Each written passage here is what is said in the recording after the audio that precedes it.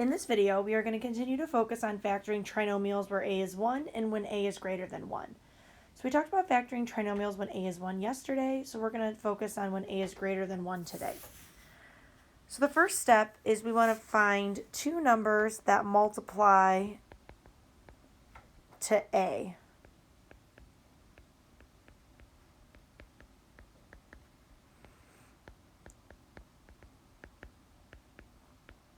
So in this case, again, we have a, b, c. A is with our x squared, so my a is 1. So I'm going to think about things that multiply to 3, and in this case, where 3, it's only 1 and 3. Then just like when we did trinomials where a is 1, I want to find two numbers that multiply to c. So I want to think about all the numbers that multiply to -8. So -1 and 8, 1 and -8, -2 and 4, 2 and -4. So now I want to put these into my parentheses, and I am going to then check to see if they add to the 10x. So I want them to add to the numbers in the middle. So 1 and 3 give me 3. So that means for this first spot, I'm going to have 3x times a 1x, or 3x times x, because I know that 3x times x will give me 3x squared. And that's really the only option I have to give me 3x squared is 3x times x. Then I want to put two numbers in these spots that are going to multiply to give me -8. So I need to guess and check because my final goal is that they'll end up adding to this 10 in the middle. So let's try this first one of -1 and 8. So then how do I check if these will add to 10?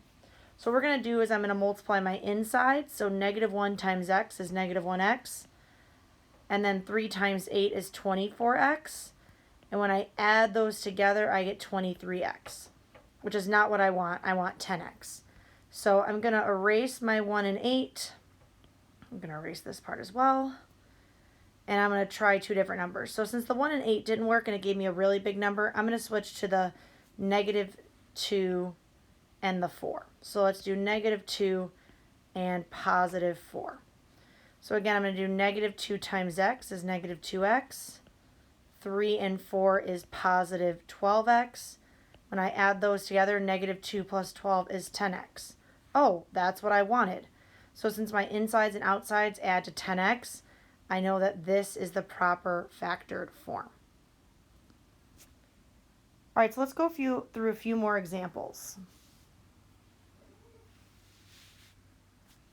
So number 1 is like what we did yesterday when a is 1. So when a is 1, I want to find two numbers that multiply to 6 but add to -5. And so I know that it's this way because since I just have x squared in the front, I know that x squared is just x times x. So I want to think about things that multiply to 6. So 1 and 6, 2 and 3.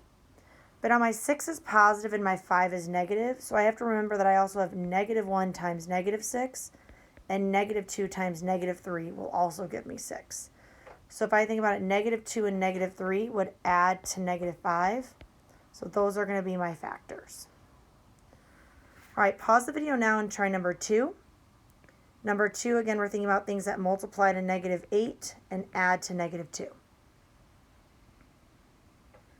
All right, now that you've tried number 2, let's think about all the things that multiply to -8. So -1 and 8, 1 and -8, -2 and 4, 2 and -4.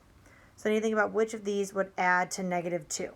Well, 2 and -4 would add to -2, so those are going to be my factors. All right, now we have an a value in front, which is kind of like what we did before, but if you look at all your numbers, I have 2, 22, and 60, and those are all divisible by 2. So this is going to be an example of when we actually do a GCF first, and then we're going to factor it further. So if I take out that GCF, I'll be left with x squared plus 11x plus 30, because I'm dividing each of those numbers by 2.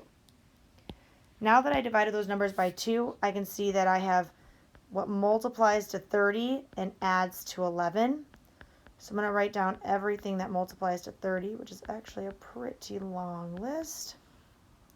And I can see that 5 and 6 would add to 11. So this 2 is going to stay out in front. And I'm going to have positive 5 and positive 6 because those would multiply to 30 but add to 11. All right, I want you to try number 4. Same idea. Think about that GCF first and then factor. All right, now that you've tried number 4, my GCF would have been 5. So I'm going to take out that GCF first. And when I divide everything by 5, I'm left with x squared minus 6x plus 8. So again, I'm going to think about everything that multiplies to positive 8.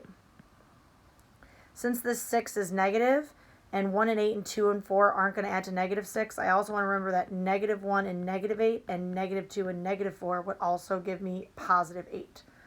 And negative 2 and negative 4 would add to negative 6. So my factors are going to be negative 2 and negative 4.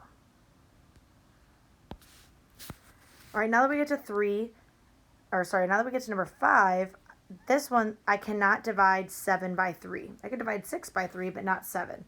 So I cannot do a GCF first.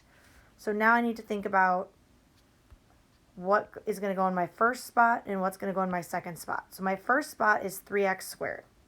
So things that multiply to 3 are 1 and 3. So that's really it. So that means my 3x squared would have to be 3x times x, or x times 3x. Then I want to think about things that multiply to negative 6.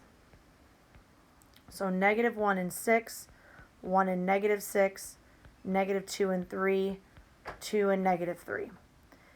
And I want to put these numbers in these second spots and then check that they're going to add to this negative 7.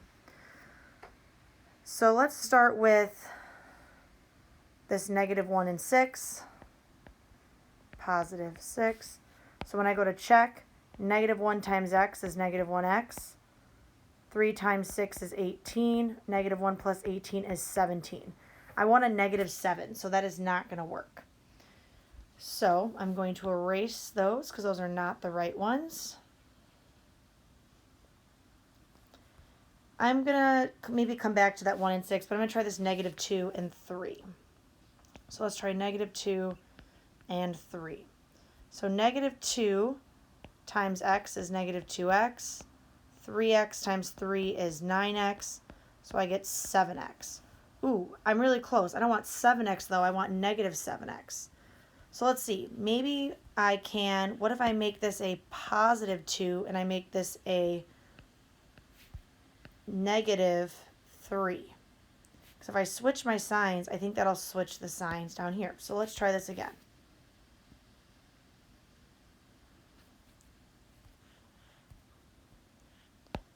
I'm going to fix my 3. All right, so I'm going to do 2x times x is 2x. 3 times negative 3 is negative 9x. 2 plus negative 9 is negative 7x, which is what I want. So this is my final factored form. All right, go ahead and pause the video and try number 6.